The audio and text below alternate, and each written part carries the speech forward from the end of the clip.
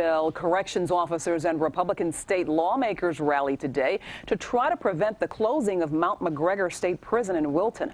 Mark Mulholland brings us the story. He is live in our Saratoga newsroom. Good evening, Mark. Well, good evening, Elaine. The governor's plan calls for Mt McGregor to close its doors in July of next year. Corrections officers say the closing will have a negative impact on their families and the public safety. State corrections officers hope the governor hasn't closed the door on more talks. They say his decision to shutter Mt McGregor in Wilton and 3 other state prisons will save taxpayer dollars. The governor's Department of Corrections says the inmate population is shrinking and it's time to right-size the prison system.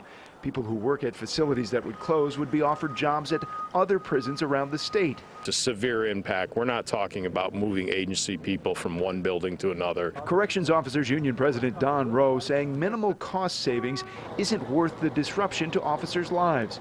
The Republican state legislators who rallied with union members Wednesday say they're also concerned with public safety if McGregor and others close. We don't want to see more double bunking or triple bunking or 1,000 inmates potentially going into the communities who are violent. There are a lot of other ways to achieve cost savings without creating a very real public safety risk, which will occur when you start closing facilities. The current plan by the administration will have Mt McGregor and others closing by July of next year. We need reasonable heads to prevail. I think this was a spending decision.